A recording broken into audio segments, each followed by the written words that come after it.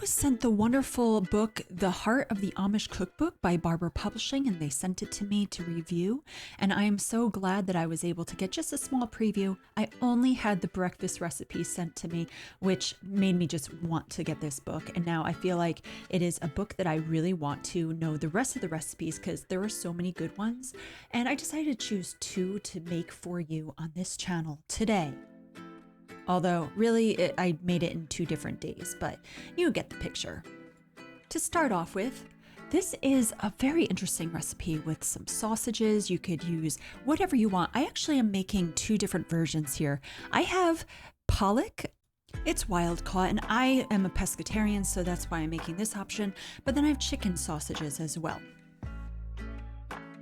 They said to even chop up some bacon, and I thought, you know what, let's choose these different things. And I'm chopping up some peppers, and it was a very simple but really fun recipe. I had a good time, and it tasted so delicious when I was done.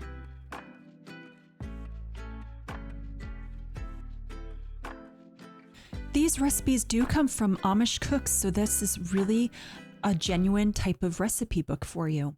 I know there is something that is said in the Mennonite communities, which I am a Mennonite, where we like to have simple recipes with few ingredients. And these are all pretty clean ingredients. And I really feel like the recipe is an easy one for anyone to follow that maybe is new to cooking even. It's a good way to start your morning to feed your family. I think I love this recipe so much that I am definitely going to want to make it again. So what is this? This is a breakfast burrito I'm making.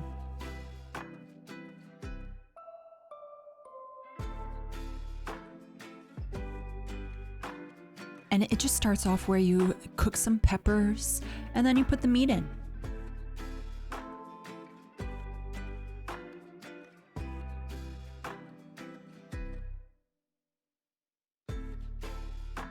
This has a dozen eggs. It depends on your family size, honestly. I had leftovers because I was only feeding 3 people instead of my family of 5. The leftovers I used the next day, and I had 3 extra burritos, and it was really great that I had that chance of having to heat it up again afterwards. So don't be afraid to make as much as you want and save it and use it for another time. If you do reheat it, I suggest going at 375 on the oven and putting parchment paper around your burrito and sticking it in the oven for just 20 minutes.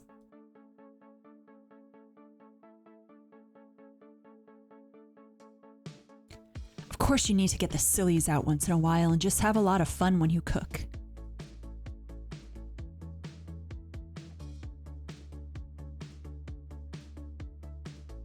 Time to put the egg mixture in.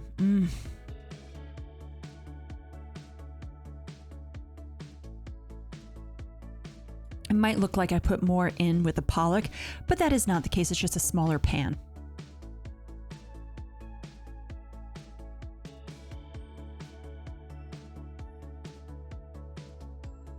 Doesn't that look delicious?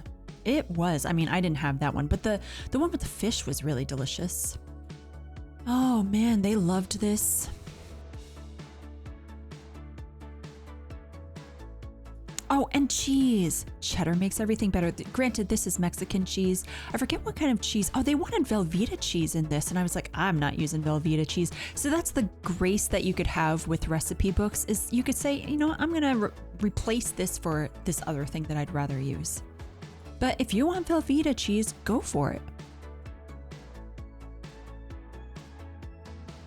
You know, it's crazy. I used to be a manager for a Subway, and that was a long time ago now. It was a while and before I got pregnant with my firstborn. And I always wrapped wraps, but it's been so long. And the first wraps I did were just so small. This is so much easier. Look at that. This is how you wrap a wrap, guys. Nice and simple. And then you got to cut it Subway style too, which is with a little angle. Oh yeah. Look at that juicy inside. And the steamy goodness.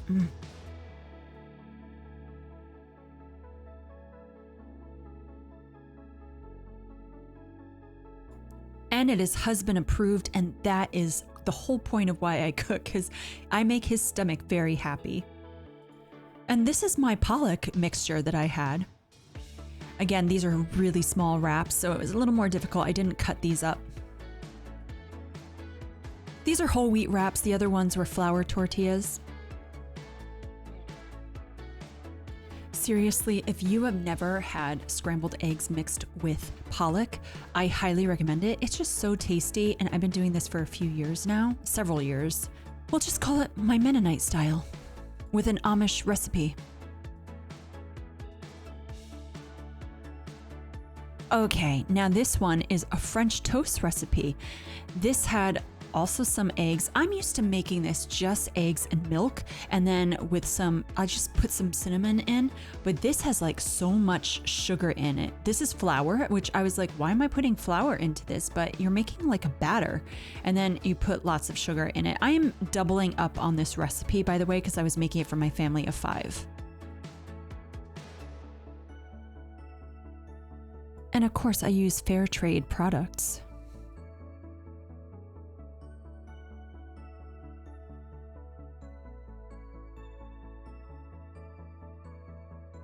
This is my salt, by the way. It's Celtic salt.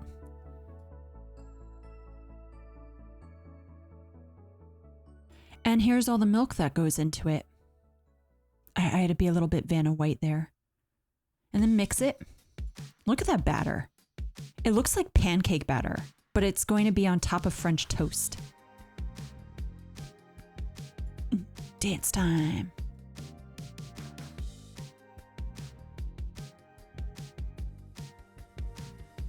And it's time to cook.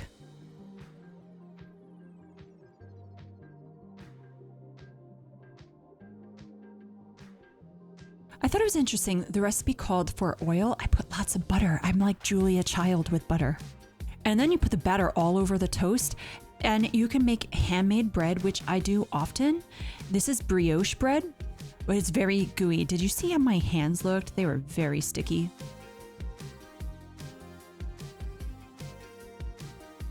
Takes a little while to cook them up. I had to add some butter.